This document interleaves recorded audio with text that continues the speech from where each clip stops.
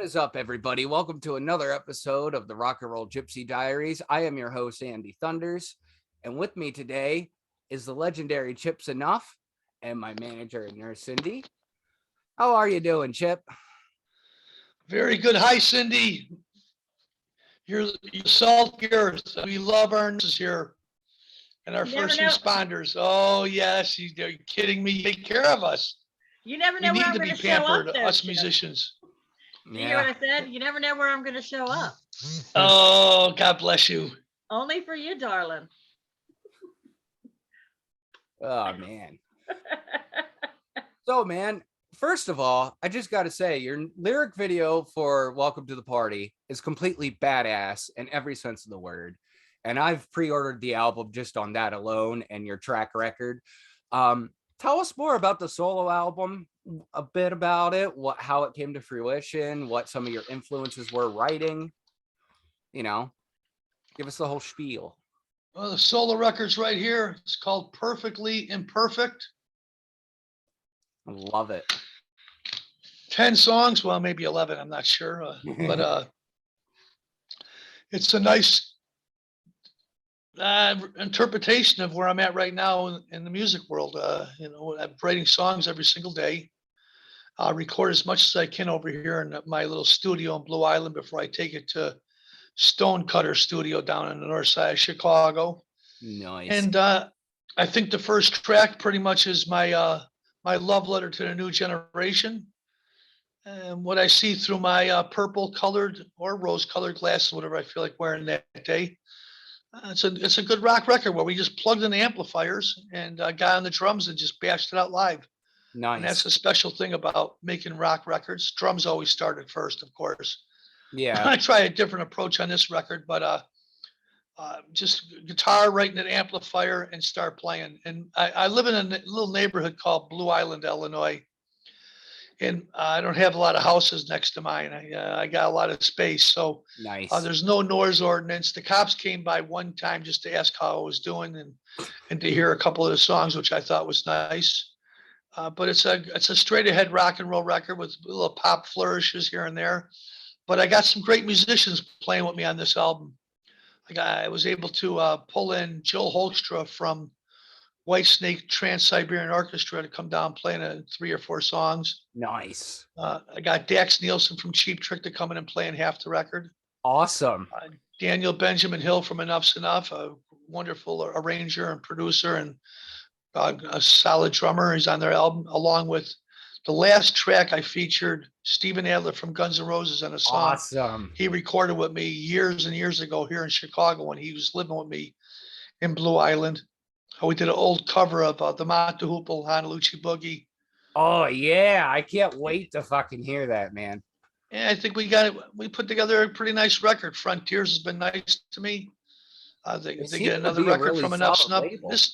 And remember, this label, this record's following suit from the last record that we put out, which was called Hard Rock Night, which is all Beatles songs. So which I it's nice to so much. Here we are. That came out in November. Now here we got the solo record out in March. So yeah, between those 2 records and the new EnuffZnuff that'll be coming out sometime this year. Awesome. We've done almost 4 records in the last year. That's unheard of. In the old days, bands would do that. You see the Beatles putting out 2 albums a year. Yeah. Black Sabbath would put out a couple of records within a year and a half.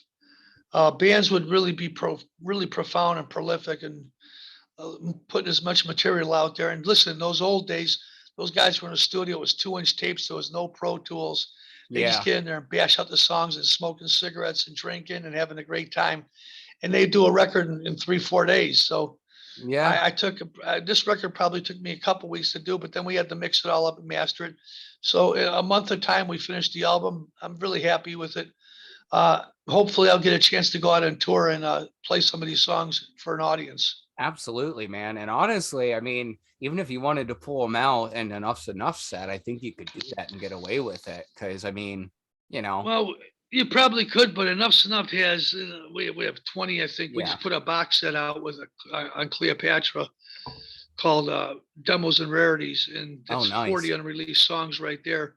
So between those 4 records and the 4 that we're coming out with, that's 8 records in the last year. It's unheard of. No bands are putting records out like that anymore. The only Because band I first can of all, think it's of that works like that is maybe the Melvins, because well, their you know, catalog is so huge, and they do so many different splits and side projects. perhaps, you know, I think it's we're at a time right now where there's too much product and not enough demand. You want people to hear your music. You want to get it out there. You just don't want to do it for yourself. Of course, we all Yeah, make records for ourselves, but we want to share them with our brothers and sisters and the music lovers around the country. So absolutely. there's always a fear of putting too much music out there at one time. It takes away from the other stuff, but that's the way we have it right now. It's the day and age that we live in. Yeah, Everything is on social media and Deezer and Rhapsody and iTunes and Spotify. Spotify. There's a lot of places to go get the records and the music. And at the end of the day, if we can just keep putting music out there and people embrace it, we'll keep doing it. Well, you always got my support, bro. I mean, you know that. I mean, you always deliver. You don't just deliver product after product. You deliver quality product after product. I appreciate your kind words. I like to believe that too. I think that, you know, a lot goes into making these records. And you know, the biggest fear of any musician, I remember John Lennon saying a long time ago that his biggest fear was running out of songs, and it is for all of us. We're all swimming in the same lake together. So Hell, it's a fear of mine, even. You know, I put out a poetry record when you heard it, and I've been trying to push that. I've been thinking about putting that up on DistroKid. well, why not? There's an audience that's on there that wants to hear and see stuff like that, and read stuff. I That didn't would be expect any kind of reception to it. I was shocked. yeah, but I think people will be receptive to it. If you get it out there, you know, that's the only way to find out. That's why we Yeah. put records out every year. We put them out and people go out and get them and we go, hey, there's an audience out there. They love the songs. They love the legacy. And there's a new audience out there now as well. So Yeah, just put your best foot forward for any musicians out there, any writers. Get your stuff out there and go work it. That's what you have to do at the end of the day. Go reach the people. We're in a business right now that is predicated on friendships and relationships. So go out and work, meet the people, and everything else will follow. that follows with the interview I did recently with Jesse and Veronica from Escape from the Zoo and Days and Days. He told me when Days and Days first started and were on tour, they'd hand out CDs to people at the gas stations and stuff. And now they have a huge cult following. You know what I mean? Like they would literally hand out CDs to anybody who would, you know, take one. Well, that's what early artists do. In fact, I did a TV show called Bands on the Run for VH1 years ago. And it was us and Bow Wow Wow. And whoever sells the most records and sells the most tickets to their one show that was booked wins $500,000 in a record deal. Damn. And long story short, we won the contest. But during that time, we'd stop at gas stations and we'd be hawking CDs and I'd sell a dozen records at the shows.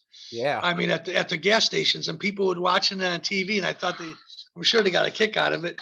It's all about being personable and meeting people, and Yeah. sometimes you get lucky enough to where someone recognizes you, but there's nothing wrong with that. Whoever is looking for music and something new, it's up to us to get it in their hands somehow, Exactly. whether it's radio or personally handing it to them on a silver platter. Some could say that's what you do when you work at radio. I stopped being a journalist because I realized I could write about these bands all day, but unless I spoon feed it to them, they ain't gonna really take notice. And I was proved No, right. Yeah, you proved yourself right there. You know, you're working and you're moving forward and you want to move that needle. Exactly. You got to adapt with the times, unfortunately. Yeah, I think it's tough for all the bands that are out there right now. It's in my, when we came out, we had MTV. We had 300 terrestrial stations around the country playing us. Yep. But nowadays, it's a big competitive field. There's a lot of action out there. So the best way to do it is you got to hustle, whether it's on Instagram, Facebook, Twitter, TikTok. You got to get out there and put your videos up there, get your songs out there. And maybe, perhaps, maybe there's somebody out there, a movie producer, an engineer, a TV show guy who's going to say, you know, I can use this for my next movie or soundtrack or TV show or commercial. That's the best way to go, I think. I don't know any other way to do it except that way. We Man, make that's records at sad. our age and we take it to the street. We play shows. And in Yeah. the last 3-4 years, well, since 2017, we've had great tours every year. Alice Cooper back then, we went out with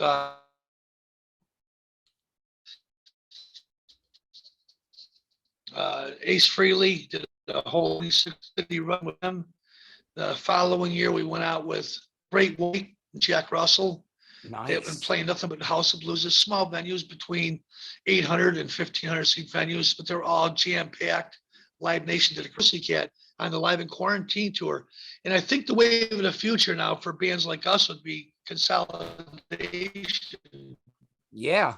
I mean, You see I was actually the at one of bigger those gigs. bands out there, stadium tour with all Motley Crue, Poison. Yeah, you want to try to get as many bands as together as possible. And it certainly helps a lot that I have my own radio station. I'm on the Monsters of Rock on the Dash Radio Network. Oh yeah. And we have 900,000 people a day listening to us. It's a huge station. Rudy Sarzo's got his own program. That's awesome. Harlan, Two bass Claudia, one station. Kerry Stevens, they're all on the Monsters of Rock on channel 502. But if you want to hear other stuff on my satellite station, you can, Snoop Dogg's on. All those cats are hawking their stuff 24/7 on radio. And when you got a big audience like that, your best bet is to try to let everybody know what you're doing. Oh And yeah. so any opportunities we have out there, whether it's getting our song played or talking about the next. Oh yeah. I like your hat, by the way. Thank you. I like yours too. I could get away with wearing. I got the old John Lennon hat right here. Oh yeah. Yeah, they call it the mushroom hat. But what you got right there is Willy Wonka, and that's happening. I get told Beetlejuice a lot. They're both good. Okay, I'll take either one of those. It's a compliment. Oh As yeah. far as I'm concerned. I just have a thing with stripes and black and white. I don't know what it is. I just do. Yeah, I've been mixing up lately and going shopping and picking up clothes here at these secondhand shops on the south side of Chicago. I'm finding some cool bell-bottom pants. I think all that stuff is coming back again. I never stopped wearing it. EnuffZnuff has People always look been out real for me. I've only colorful. got one pair. That shit's hard to come by up my way. Yeah, we've always been real colorful and flamboyant, even from the early days. So if I could find any of that cool stuff out there, people are selling it off. I'm the next guy in line to wear it. And I Nice. got some great jackets. I've picked up some really good shirts and some nice scarves. And I always look I'll for. send you my sizes. I'm don't always have looking for thrift cool shops. shades too. Oh yeah. Well, these, I get asked if these are real glasses, and they actually are. Any other style Yeah. of glasses make my face look like a bug. Yeah, those are prescription, right? Yep, they're just tinted. And it was either that or transitions. I didn't want Yeah, transitions. the only time I wear prescription glasses, and I don't wear them very often, but if I'm reading the newspaper or looking at real small little writing, sometimes I'll put on reading glasses. But for the most part, I just have the shades that I wear every single day. I sleep in these glasses. By the way, I wake up in the morning looking just like this, so it's pretty frightening, but Pretty much in a do good way. the same way. So, I mean, Ah, what you see is what you get. that's it. Make no excuses about that. Oh, hell no. So what was it like? I mean, obviously we're talking about nowadays and what you got to do. Tell us about your beginnings in the band and how it started. Just what you did, how you came together, what your influences were. Yeah, no problem. EnuffZnuff got together in late '83, early '84, here in Blue Island, Illinois, where I still live. Nice. Just started doing demos out of a little place, 2231 Prairie, my old little apartment, no electricity. Would wait until the middle of the night, would run an extension cord out to the hallway. And when the lights went on at 10 o'clock in the morning, we'd have electricity until midnight. And started recording. Nice. Did a plethora of songs. Donnie V and myself were writing machines. He was coming up with killer stuff. We were both working in conjunction together. It was really a rock solid team that we put together. unwittingly, we just I think the common denominator was we just love great songs, and we grew up listening to a lot of stuff across the pond: Beatles, Queen, Led Zeppelin, Mott the Hoople, Squeeze, Split Ends, Elvis Costello. And from those Nice bands, eclectic mix.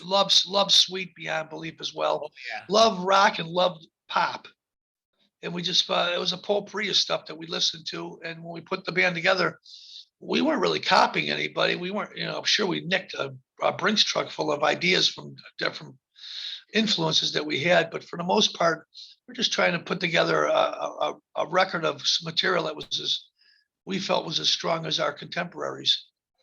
We recorded a bunch of songs here in Blue Island. I took it over to a friend of mine in Lake Geneva, Wisconsin. I told him, I got some good songs here. There was a manager named Bob Brigham. And 6 months later, he called me back and said, I've been listening to your stuff. You guys have some great tunes. Why don't you come on out to my studio in Lake Geneva, Wisconsin? It was called Royal Recorders. It was in a building called the Americana. That was the hotel. And in the back of the hotel was this beautiful studio with a lovely SSL console G series and a bunch of outboard gear and all kinds of amplifiers. We started doing our demos right there, recording, and it was we found ourselves getting in trouble all the time. We had a propensity to get in trouble at any single moment, but we'd go out at nighttime, we'd steal horses, we'd take them through the Burger King parking lot, order food, and then go back and drop the horses off to where they were supposed to be before we go to jail. We had one car that we rented, and that would get us around the town of Lake Geneva. And there wasn't much stuff out there at that time. Really beautiful city, by the way, but it wasn't really built up at the time. So there was not a lot of action. There was not a lot of stuff to do. The bowling alley, a couple of stores, and a big lake where you can go swimming and take a boat out if you wanted to. We do some fishing a little bit. We stayed at a place called the Interlaken. They had a place, 2502 Interlaken. That was the address of the place that we stayed at. And we would just record demos all day. And then when we get in the big studio, which was Royal Recorders, we'd go there at 1 or 2 o'clock in the morning. Our friends would show up there with a bag full of pot, and some alcohol, and we just record until 6, 7 in the morning. There's a lot of bands that were in there at that time too. If I'm not mistaken, King Crimson, the guitar player from King Crimson, was in there. Ooh. His name is Adrian Ballou. He was doing his record in the studio with us. When he would leave the studio at nighttime, we'd go in there and take over. And then during that time, Tupac was in there making their record. I know that Jane's Addiction was mixing some stuff in there as well. Cool. And then they'd have all these monster rock concerts that would come through town with a plethora of different bands: Van Halen, Cinderella, Dokken, Basically a who's Kingdom who. Come. And they'd all come by the studio, say hi to us, and we play the songs for them, and they seemed to be impressed. That gave us a lot of confidence. In about 6 months in the recording over there, on and off, Doc McGee came in the studio, and he had a band called Skid Row with him. And Michael Wagner, a famous producer, was in there making their album. He was producing the album for them. And we listened to what they were doing, and that gave us a lot of confidence there. We first heard those early Skid Row demos. We knew Sebastian Bach. He had the look of the world. Huge guy, thin, chiseled, great dude. Really carried himself well. But he wasn't singing like he sings now, that's for sure. It took him a little time to find his timbre.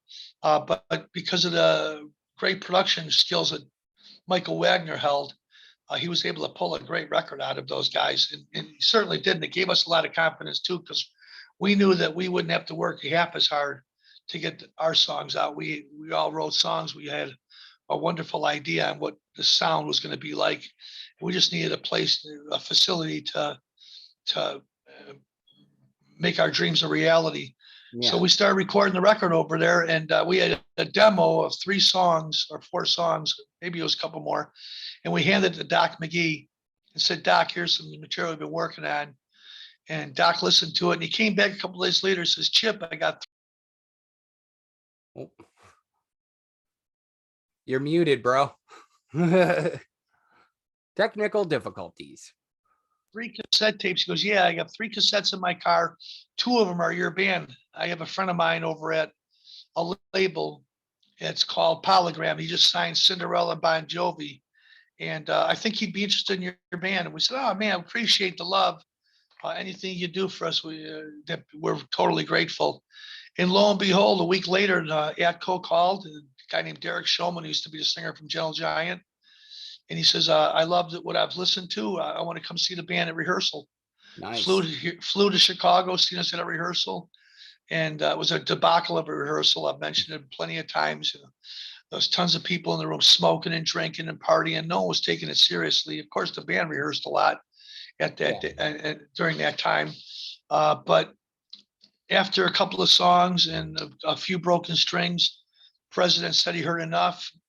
We thought that, well, we blew the deal. It didn't happen. We didn't nail it like we thought we would. And the following day, he called us and sent us a deal facsimile saying he wanted to sign the band. And that's where everything started for EnuffZnuff right there. Before that, it was just working jobs, odds and ends, construction, putting floors in, painting, anything we can do to try to make a buck and pay for our recordings. And that was a good break for EnuffZnuff. We went in the studio immediately after that, same studio, Raw Records in Lake Geneva. And the record company asked us who produced the demos. And we said, well, Chip and Donnie did. And they said, okay, you guys go ahead and do the record. So no one from the label came by to hang out with us or to check on us to make sure we were okay. They trusted us in our vision. And we finished the record, and then the record company came out and they said, we want to change the name of the band. And we said, why? What's wrong with it? They said, well, how many people you think know EnuffZnuff? I said, maybe 10,000 people. We played quite a few shows and traveled around. He says, well, when I'm done with you guys, millions are going to know who you are. And we said, okay, we get it. And he wanted to change the name of the band to either Trick or Treat, Schoolyard, or Flies on Fire. And and we just wanted a deal. We were just happy to be recognized and offer what we were doing. And we said goodnight, and everybody went home. And about 8:30 in the morning, I got a telephone call. There was no cell phones back then. It was just a house phone, landmine. Yeah. I picked up his phone. It was the president of the record company. He says, "You win," and he hung up. So we got to keep the name EnuffZnuff, and that was good. I was willing to change my name too. I wouldn't be ChipZnuff. That's fine. Whatever they wanted to do, I was cool with, because I just wanted the opportunity to be heard, and I knew that they had the resources. Yeah. But we made that record, and we probably did the whole record in about 2 weeks. Damn. With a couple of great engineers. We produced it ourselves. Nice. And those engineers did a lot of work. They should have got production credit too, because they really worked hard for us. And they had a vision too, to get the songs and record them as best as possible. Great fidelity. And more importantly, I learned as a producer, let's just get good performances. Yeah. Let's everybody be comfortable. And during that time, it was a studio packed with nothing but Loudmouth Soup and Pablo Escobar. We were out of control. It was a band that was almost unmanageable. We were nice guys and we're friendly, but we burned the candle at both ends until there was no wick left. And we certainly needed a little discipline, but the discipline came with the songs. We definitely took ourselves seriously when it came down to laying down the material. Yeah. And we finished that record, and everybody was really happy. And then the first thing we had to do was go out on tour. And that's what we did. We for the first time, we got in a van and started traveling around the country. And when we started moving some units, a new thing was getting played at MTV. A guy named Rick Grimm discovered us at MTV and took a chance to start playing our songs. Nice. As soon as we got a little bit of airplay at MTV, our whole lives changed instantly. We went out, got a tour bus after that, went on a big tour. We opened for Badlands, which was J.K. Lee. Nice. Yeah. And Reelin'. And that was the first big tour for us. And then after the Badlands tour, and that was a lot of fun touring with those cats. Both bands had songs playing on MTV at the time. We were both traveling around on tour buses. J.K. Lee, super nice cat, Yeah, he always seems very humble and down to earth in anything I've ever seen him do. He'd tell us stories. We go through stories about when he played with Ozzy. and how he wrote a lot of those songs and didn't get credited. Yeah. And but he was grateful for the chance to be able to go out and tour around the country and meet those fans. And those Badlands EnuffZnuff tours, those are very well attended. Those we're talking Well, that's a sold out right there. We were playing mostly large clubs and small theaters, and both bands had videos on MTV. I think they had their first single. I'm not sure what it was. Yeah, I but can't remember either. It was doing really well for them. And our first single was New Thing. And even though we were supporting them, opening the shows, a lot of people were coming out and seeing EnuffZnuff because that video was real colorful Yeah. and almost in the glitter rock sense on TV. Oh yeah. And, yeah, from there we just started touring around the country, bro, and we never stopped after that. We just kept working. We got up to Badlands tour, and we jumped on a headlining tour because the record we were selling over 20,000 records a week, which was substantial even back in those days. Yeah, you had 3 hits. Went out on a major tour again. And we had a band called The Front opening for us. Another band that Doc McGee's brother Scott McGee were managing, and we went around the United States, North American tour for about 3 months. I remember saying goodbye to my family. I'll see you next month. I was gone for a year. And back then, you didn't have a cell phone or email. When you were away, you were away. No, we had a big, huge cell phone that only the big band would have. Yeah, it was really big, and it cost, $10 for every telephone call. And we had that one, but it wasn't hooked up. I just had it as an ornament, just so it looked like we had money. And I'd make fake telephone calls and call different people off that. We'd laugh about it, all of us.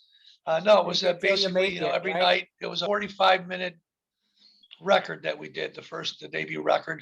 Yeah. And there was a couple of hits on there with New Thing and Fly Michelle, but we played the whole record in its entirety every single night.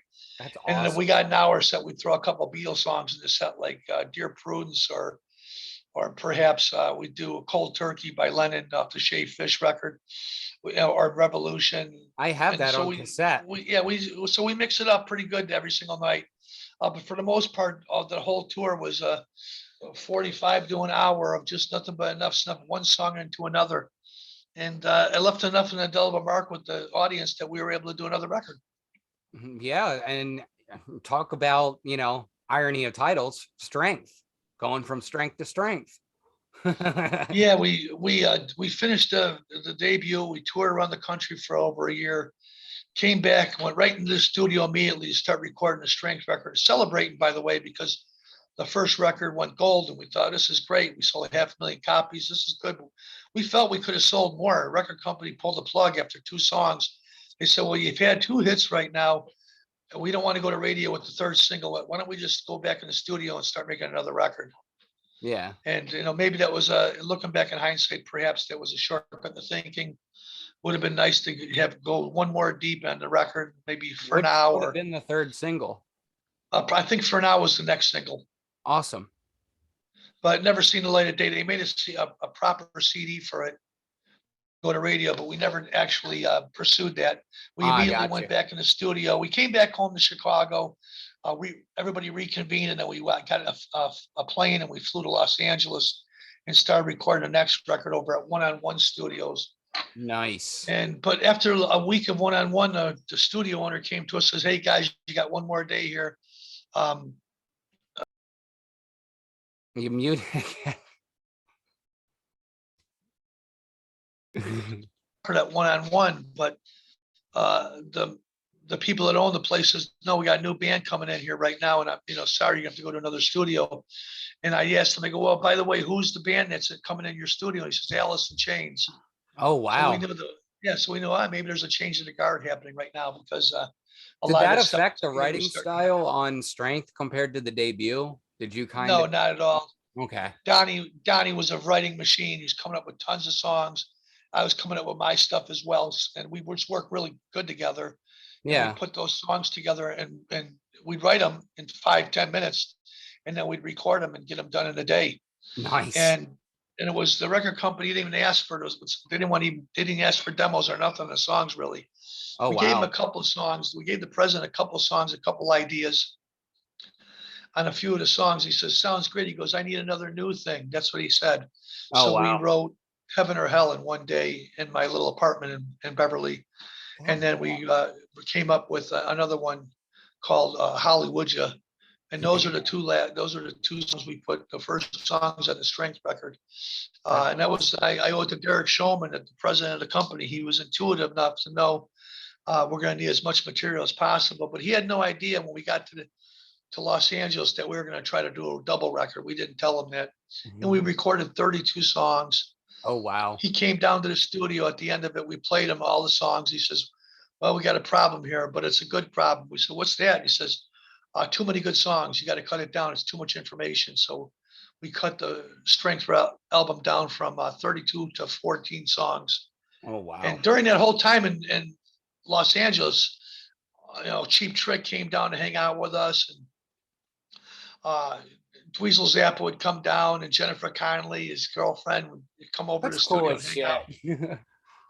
And it was a plethora of different, the guys in Faster Pussycat, and all these bands would come over and hang out with us and burn the candle at both ends. It was really a lot of fun. They're a very varying styles too. I mean, you got Weasel Zappa and Faster Pussycat coming to check out the same band. Yeah, well, and I like to see that because I like sharing my time and my songs with my constituents. Yeah. And those guys were huge fans. They still are, I think, but they were really big fans at the time. And we had a nice budget and there was a good buzz. And they come over and they were inspiring to me and to Donnie. And we just kept writing. We weren't even eating a lot of foods. We were chiseled beyond belief. We were all living at the Oakwoods on Barham, and it was a gated community. Oh, wow. They put us in there. It was $1,800 a month. We had an apartment, and 4 of us would live in one apartment, and the other 4 guys would live in another apartment, meaning the crew. God damn. And that's what we did every day. We get up at 11 o'clock in the morning, get to the studio. We'd have hippie tuna sandwiches and chicken soup. And that's what we lived on for about 2 months.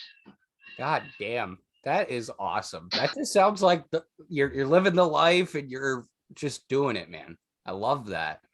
Well, certainly there's a lot of responsibility there. After we finished the record, we found out that on the first record that went gold, we were $750,000 in debt. We said, why? And there's a word in every contract, and the word is recoupable. We had no idea we had to pay that money back right away. And then we looked at the numbers, and the videos cost $100,000 a piece. The tour buses, a couple $100,000, hotel rooms, promotion. When you add everything up, they're getting equipment for the band. When it all adds up, it takes away everything that you thought you made. So we made that Strength album under the assumption that we had money coming. We had no idea we were $750,000 in debt. Wow. And then our manager, we switched management because Bon Jovi told Doc McGee that he was spending too much time with EnuffZnuff. He needed more of his attention. And at the time, Doc was managing Scorpions. He had Motley Crue as well.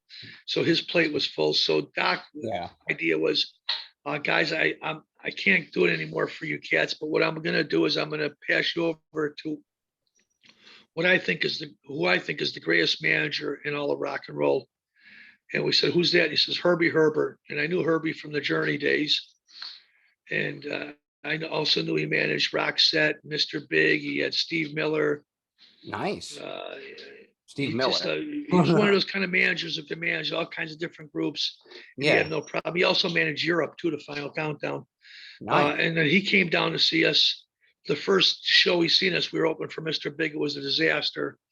We set the gear up perpendicular on the stage, so drums in the far left-hand side, then bass guitar, then guitars and amplifiers, so it was across, as opposed to drums behind us, and then all the guitars and bass around the drums. And it was a disaster of a gig. He was hurt. He was furious. He goes, where's the band that sent me this fucking demo tape? And we said, please, I talked him into it. I said, Herbie, please come with us. We're going to Milwaukee tomorrow. Please, it'll be much better. We're headlining tomorrow. And he came out, and he traveled on a tour bus, told me all the stories about the old days of Santana and Journey, playing the clubs and, driving around, moving equipment in little vans, just like we were doing in the beginning. Yeah. And the following show, we played Milwaukee in standing ovation. People went crazy. He jumped on the bus. He goes, now that's the band I want to see. And that was it. And so we were in good shape then. And we had Herbie for quite a long time, actually. He managed the band for the next 7 years. He finally retired in 98. And sadly to say, not only one of the greatest managers in the world, but one of my best friends. He passed away 2 months ago. I'm sorry And to hear that. and the world, I'm not sure. I hope they're doing a documentary on him right now. I would hope that the world would get a chance to see a guy who really left an indelible mark in everything he did. He helped change the business, and he made a lot of bands a Brinks truck full of money. As a matter of fact, when I went to the Celebration of Life in San Francisco, when he just played recently. They had a big, huge party for him at the Fillmore. I seen the guys from the Grateful Dead backstage, and Bob Weir came to me. He goes, "Hey man, you know where the washroom is?" And we're all backstage. There's not a lot of people back there. Really strict at the time. Yeah. And I said, "Yeah, come on with me, bro." And I took him into Herbie's wife's dressing room and to use the bathroom. And he came on. I said, "Hey man, I'm Chip from EnuffZnuff. Herbie used to manage us." And he goes, "He should have been fucking managing us too." I thought that was interesting. The singer from the Grateful Dead telling me that he was confident enough to have Herbie managing him as well. Yeah. Well, that's anyway. Herbie took the band as far as he could. After in '98, we put out the Chip and Donnie record, otherwise known as EnuffZnuff 7. He gave us his blessing, and we moved on. And it was funny. We were hemorrhaging money at that time. EnuffZnuff didn't have anything. And he left the band because he said that we were unmanageable, meaning Donnie, because Herbie and I stayed friends for the rest of his life. And he loved Donnie's pipes and his songwriting prowess, but he just couldn't take the selfishness when it came to all the extracurricular activities that followed our band, which carried a black cloud over us. Was it kind of you all were at the party, but somebody didn't know when to stop? I think it was a combination of a few different things. Okay. And Herbie felt it was selfish behavior, and he just couldn't. But he didn't yell at us and scream at us about it. He realized what was happening, and he went through all the trial and tribulations of the band during the early days. Okay. So here we are now. He's been managing the band now for almost 8 years, and he's tired, and he's just he can't babysit us anymore. Yeah. But he says, "I'm going to help you out." I said, "Herbie, this is devastating. You leaving right now?" I go, "The inmates will be running the asylum." He says, "They've already been doing that, Chip." He goes, "But tell you what," he goes, "I'm going to help you." And he went out and he goes, "Take the 2 records you just recorded. One of them was a tweaked album, and the other one was EnuffZnuff 7, otherwise known as Chip and Donnie." He goes, "Put the pop songs on one side, all the love songs, all the stuff about hope.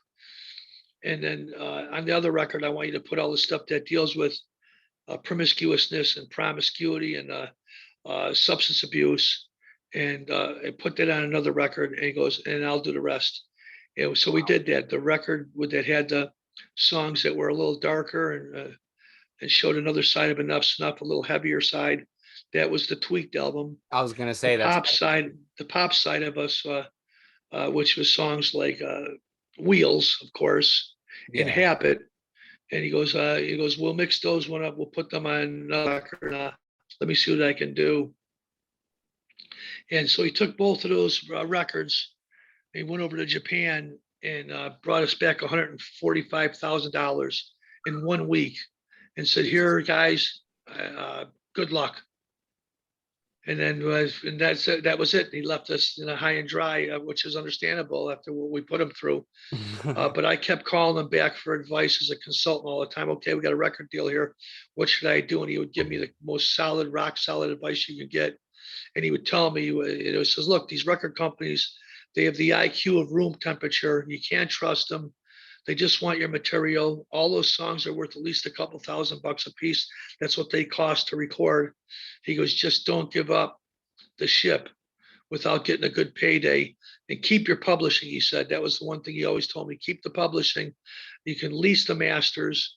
That's okay if you license the records, but don't give up the masters. Don't sell any of your publishing. And to this day, I got to say, EnuffZnuff, we still own our publishing. We own our masters, and we lease them out. And the earlier records are all underneath one umbrella. We took all of our records and we put them out. I think it's 14 albums, and they're all under the Cleopatra umbrella. Yeah, didn't that start after? because you did Strength and then you did Animals with Human Intelligence, and I love that last record. You signed my cassette of it. I adore that record. That started with Tweaked, and then, or did that start with 1985? I can't remember which one came out first. No, Animals of Human Intelligence came out. That was the third record. And that was when we were in considerable debt with Atco Atlantic Records. Derek Shulman was leaving. For Atco then? Yeah, he evidently the president of the Atco pissed off the people over at Atlantic Records, most notably Doug Morris. And he was bragging about all his success because over at Atco Records, outside of EnuffZnuff, we had Bad Company, Pantera, AC/DC, all those bands were selling millions of records. And he was bragging about it because he was happy. And he was talking about taking over Atlantic Records, and the powers that be just ganged up on him. And they ended up buying him out of his deal. And that was the end of it for Atco. And we got lucky where another label, we started shopping our records to other labels. And we ended up signing with Arista Records and Clive Davis, which I thought was a wonderful opportunity for us. But because Clive was responsible for some great bands, he discovered Aerosmith. Exactly. He had Janis Joplin. He signed Simon and Garfunkel. The guy was real diversified. He had a great set of ears. He loved EnuffZnuff sound. He had good people at his company that were working for him, a great publicist. And he says, hey, I'm going to bring you guys in here and we're going to do another record. And we made a fantastic record for him. We got Nigel Green, who did all the Def Leppard records, to mix it. But it just was as good as the songs were, and as great as the recordings were, and as good as the team we had behind us, it just was not enough to lift the black cloud that was following us. Gotcha. That's a real shame. But I love those records. Like, I'd say Peach Fuzz and Animals with Human Intelligence are probably two of my favorites from like that era. I had fun making the Animals record. We were at Battery Studios in New York, and right next door to us was Dr. Dre doing the Chronic. Oh, wow. So I stop over all the time. Those guys would be smoking tons of pot, and they let me. They were sweetheart guys. They let me right in. And they knew I was making a record next door, and I told them they never came by to visit me, but I went over to see them a bunch of times because they had some finer and sin songs. I could tell it was a change of the guard in the music business, and that Chronic record's still a classic. Yeah. And I'm just grateful I got a chance to hang out around those cats during that whole moment and watch those cats create. And Dr. Dre was a fabulous producer. He just knew, those guys know exactly what they're doing. It was way different game than what we were playing. We were plugging in and singing and playing and writing songs from scratch. Those guys come up with samples and sequencers and different things that they put together, and then they just go in and rap over it. And it's really to be admired if you watch those guys, how they work. And I learned a lot in the studio there. I learned a couple things, most notably try to just make the guys comfortable when you're in the studio, have fun. They're all smoking blunts and having a good time and coming up with great ideas. And the other thing was make sure you're sufficient and you work quickly, because those studios cost, a couple $1,000 a day, and it adds up real fast. Yeah. Especially with nowadays when you could literally record like I did on my laptop. I think they don't understand or have the appreciation for how records used to be made. It was not a cheap. No, you didn't. Listen, we made the early records that we put together, the early demos. We nicked it off the Beatles. We heard they were taking 4-track machines and syncing them together and just recording the tape. And that's exactly what we did. We had a drum machine, and it was just Donnie and myself playing bass. I'd play lead guitar. We'd sing in the one microphone at the same time. There was not a lot of tracks to bounce around, and that's how we started getting things happening. We found intuitive ways to make the music with what we had. Yeah. And of course, later on, you hone your craft, and you get a chance, if you're lucky enough and blessed enough to get in the studio to do it, where you got 24 tracks and you got an engineer and you got a bunch of outboard gear, and boy, it makes it a lot more interesting. That's for sure. Oh yeah, I can only imagine going from that 4-track to walking into a studio. Like, it sounds like entering the veils of heaven, rock and roll heaven. Yeah, it was a nice opportunity for us to see what it's like to make records with the big boys, and I think we learned quite quickly. We're students before anything else. We had the songs, but we certainly didn't know how to record them. but we learned real fast on what to do and what not to do. I guess in the end that really worked out for you, because I mean that gave you literally total control of how your music was produced, how it was made. You didn't, it's weird because, like, in a lot of other bands' histories, the producer is what helps make that special ingredient. And I can only think of Bob Ezrin working with Kiss on Destroyer, where you guys had that singular vision and you had the songs and you didn't need someone blowing a whistle calling you campers. No, and I always loved Bob Ezrin. I thought he was a fabulous producer. I love all the stuff I watched he's done. him produce the documentary that came with the Deep Purple. It's fabulous. Yeah, it was great. Watching him work with Deep Purple as like older guys, like, that was really cool to see. Watching him help Ian Gillan piece out the one song I love, All I've Got Is You, with that one line that just sent it over the edge and made it completely different. Well, that's the great thing about guys like Bob Ezrin. He's not just a record producer, he's a songwriter. Exactly. He arranges, he puts the songs together, he's got good parts, he's a smart guy. He knows his music, he's very astute. And it's coincidentally, the last 5 records I've done with EnuffZnuff have all been done with Bob's assistant, a guy named Chris Steinmans, who did work with Kiss, work with Alice, did Ozzy Osbourne, Styx, White Lion, fabulous producer, great engineer over at Stonecutter Studio downtown Chicago. And he learned all his chops from Bob Ezrin. Nice. That is amazing. You are in good company then. God damn. So, I mean, obviously you did Tweaked under those circumstances. Peach Fuzz came out in 96. Did that follow Tweaked in a way? Well, Peach Fuzz was an early record. It was. Yeah, you said it was. I had a bunch of 2-inch tapes of records. They were holding up my couch. I was using them for couch legs. And when we were going through a change of the guard in the music business, management decided, well, what can we do in the meantime in the intern before we get another deal? What can we do recording wise? I said, well, I got that record at my house, 2-inch 2-inch tapes holding up my couch legs. Perhaps we can listen to that stuff. So we went over to Chicago Recording Company. We baked the tapes because they were old. Yeah. And then got them to work, and we transferred them immediately. And we had ourselves another record.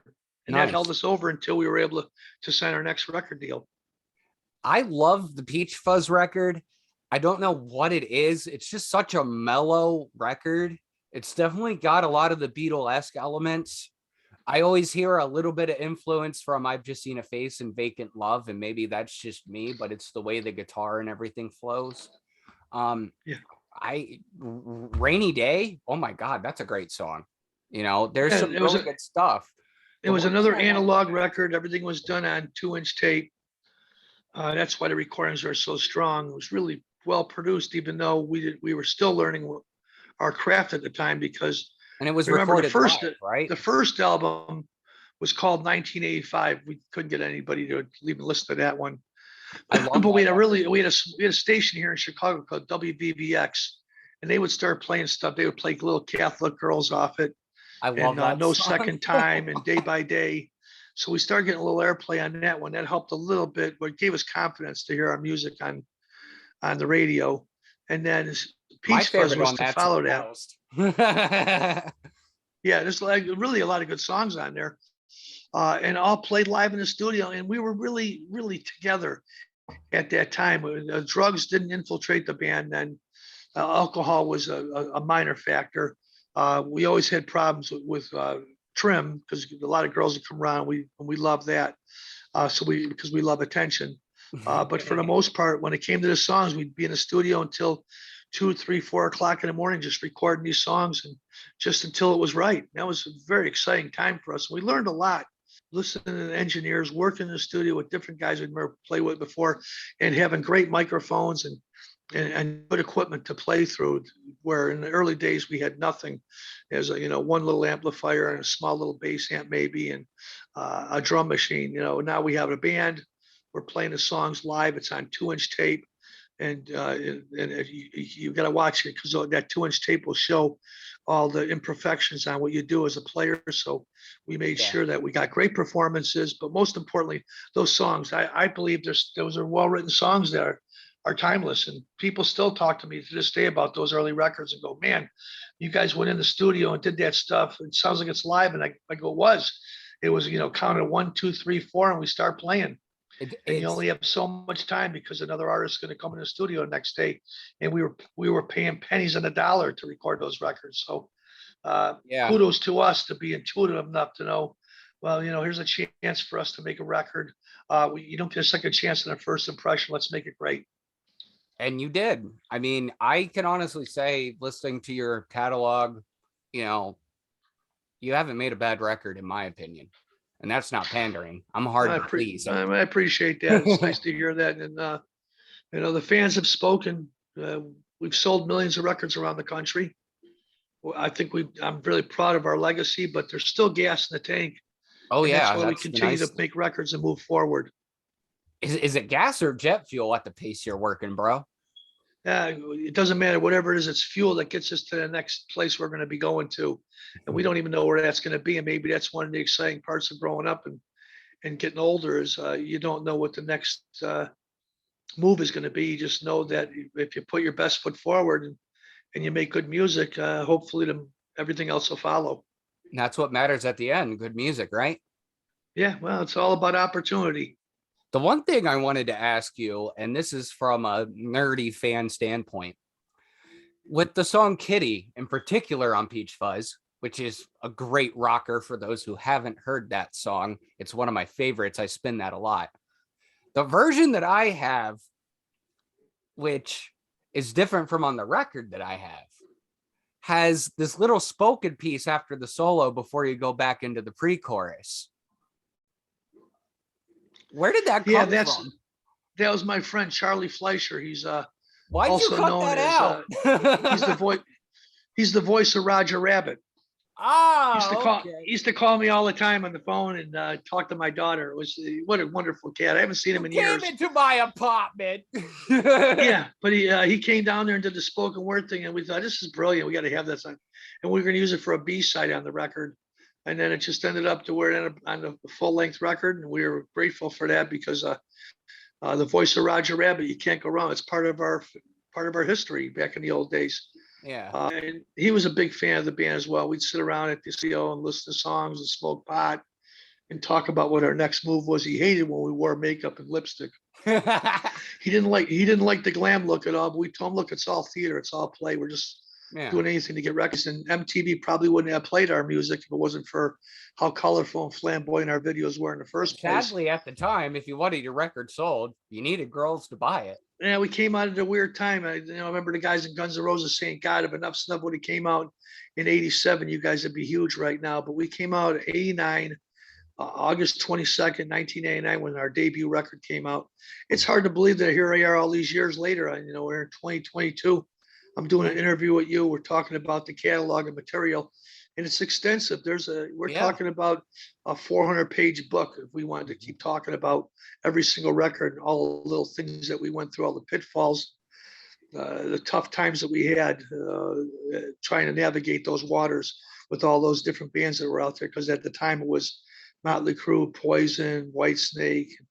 We come from a school, even though we were older. At that time, we were young kids, but we were looking at the bands that were out at that time. We were listening to stuff that was 20 years older, old Aerosmith, and you sound like me, and Cheap Trick, and Led Zeppelin, and the Beatles stuff. It was so our influences are way older than we are. That's for sure. Mine are, but they certainly left a indelible mark. Oh yeah, I mean, you got to have a basis, a strong basis, and you got to know what you want. So yep. I'm going to bring it up to modern times. Brainwashed Generation. When that album came out, that's when you and I first connected. That is a fantastic record, my friend. What was it like recording that record in this era? And the reception was pretty damn good, if I recall. Yeah, well, we just came back from Australia, and we did a tour there with a few different bands, most notably Winger, and a band from Finland too. that was out there. They were really good as well. Which one?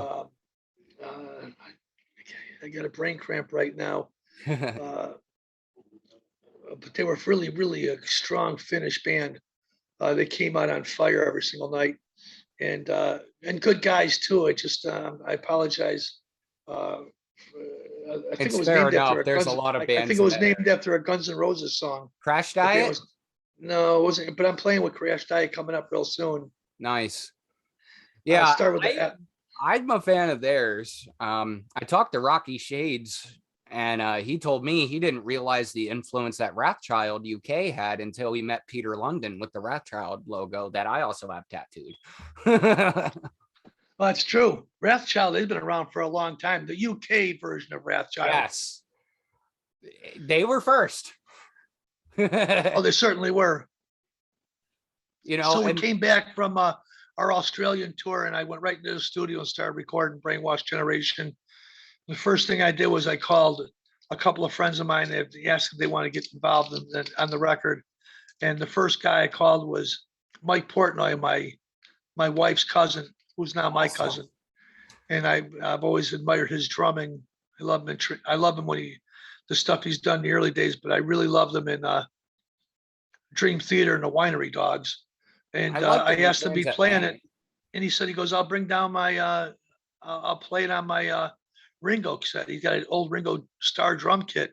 Oh, that's fucking cool. So he pulled out the Ringo kit, played on that track, and then I said, I want to get one of the guys some Cheap Trick on there. So Rick Nielsen's son, Dax Nielsen, the drummer, he came down and played on the record as well. And that was a lesson in fertility. We did the whole album here in Blue Island at my studio, which I call ChipZnuff Studios for lack of a better name. And we just bashed out 11 or 12 songs. And then I took it downtown to Bob Ezrin's old assistant, Chris Steinmans. And he mixed it all up for me in about 2 weeks. And we put it out there, and hopefully it would do well, because the record previous to that was Diamond Boy. Yeah, that was a Diamond good Boy one too. record. That was the first record that EnuffZnuff has put out in 25 years that broke the Billboard Top 200. And I thought, well, that's giving us a lot of confidence right there. We, of course, went on tour right after that with Ace Frehley. And that was nice to hit all those cities. And it was very kind of Ace to let us support him on that tour. So on Brainwashed Generation now, everything's shut down. We got we have the virus that's here, and people are freaked out about it. At that time. The news is reporting terrible things. Nobody wants to go out. So I just focused my attention on making that record. And I think we came up with something really nice there. We never even toured on it. We don't even play those songs live. I think we've done Fatal Distraction twice live. That's it. Oh man, you gotta play more of that record, bro.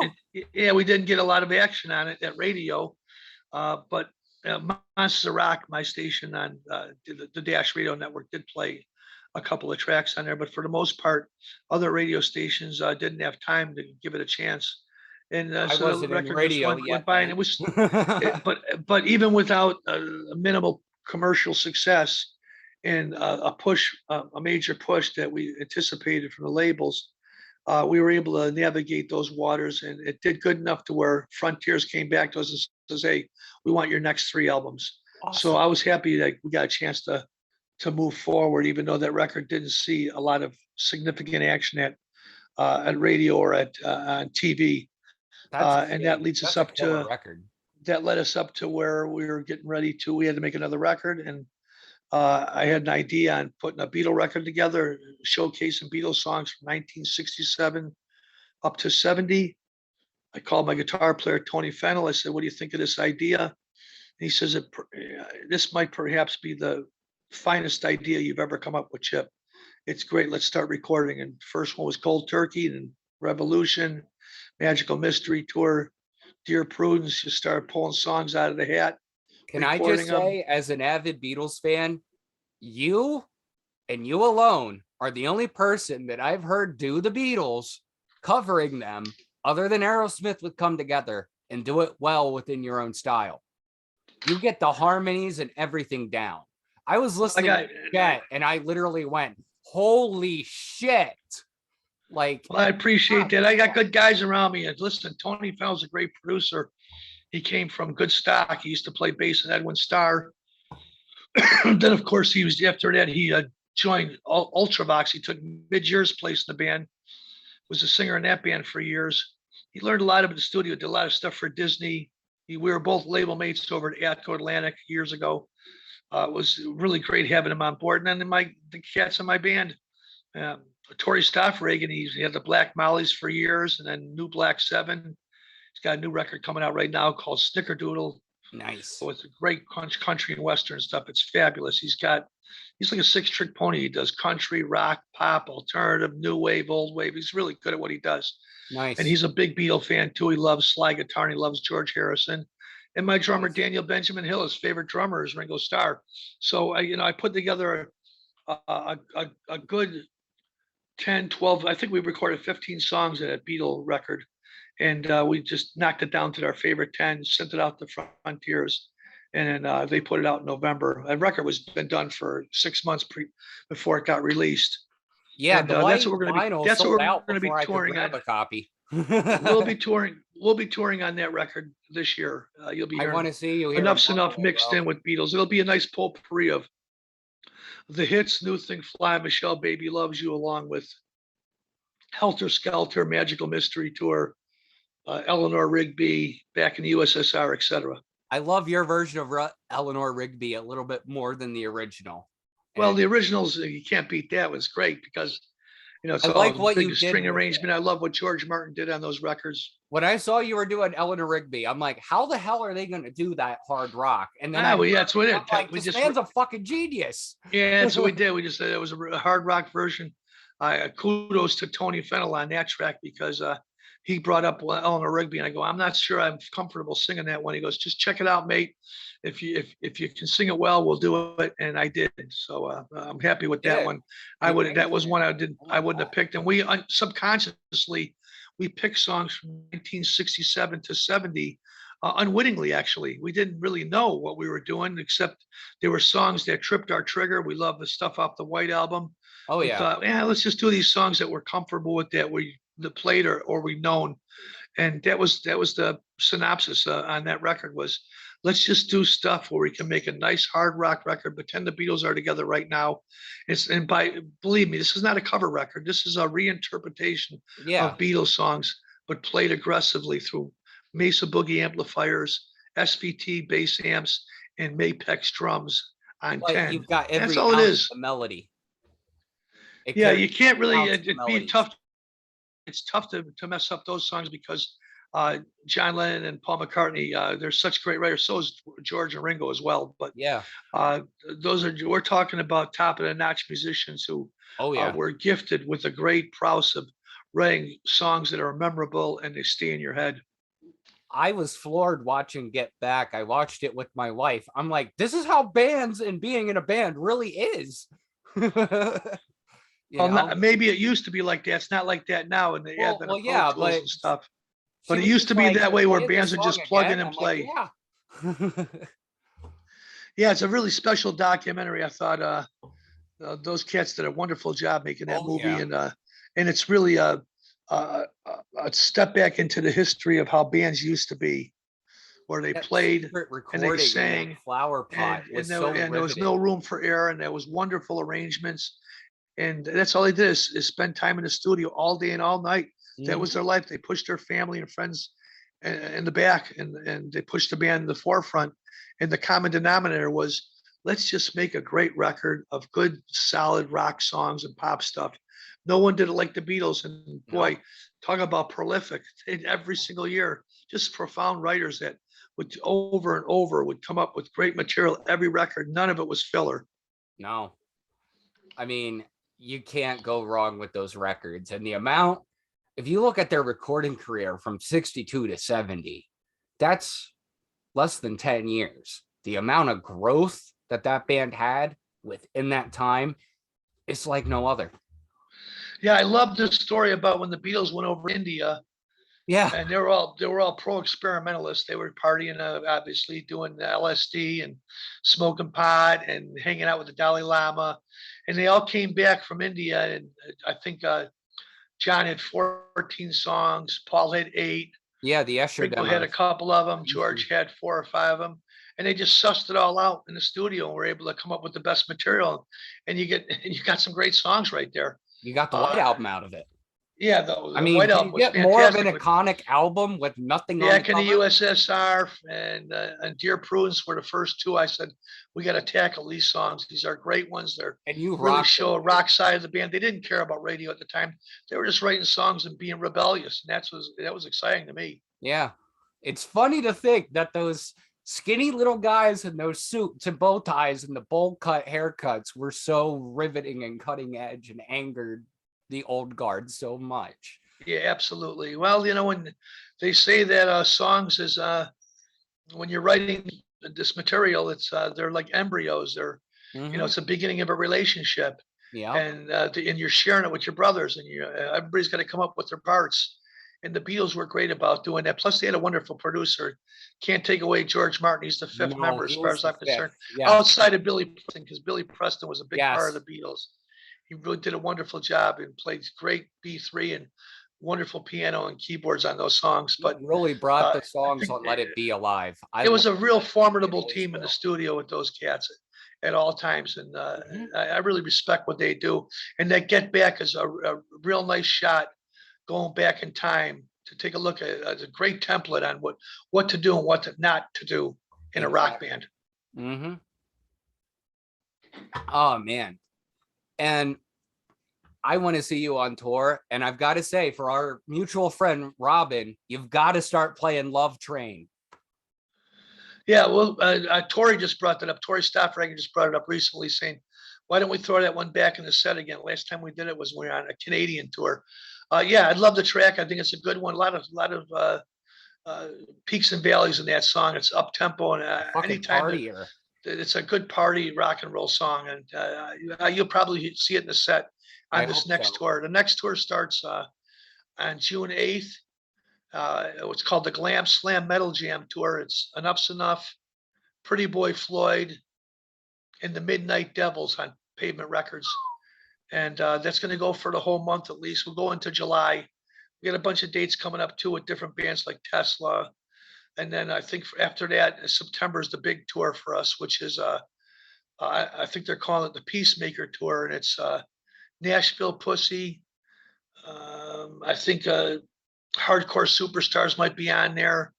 Wigwam, EnuffZnuff, and I think there might be one other band, because the day and age that we live in, consolidation is what everybody's looking at, pulling 4 or 5 bands together and giving the fans a bang for their buck. And I'm interested in going out with bands that are unlike EnuffZnuff. I want to reach a new audience, and I think that's the best way to do it. And hey, man, let me know when you come by. I'll be there. Absolutely, bro. Anybody wants to see us, it's real simple. Go to EnuffZnuff.com, or you can check us out on Instagram or Twitter, ChipZnuff Twitter, ChipZnuff Instagram, or EnuffZnuff as well. It's really easy to find us. That's one good thing about this day and age of social media. If you're looking for your favorite bands and trying to find songs or tours or what's going on, new records that are coming out, that's where you do it nowadays. You ain't gotta wait a month for the next magazine. And if you want to really know what's going on with rock and roll, heavy metal, besides following Hard Rock Hell, which is you, just go over to Monsters of Rock on the Dash Radio Network. It's real simple. Absolutely, it's free. Guys.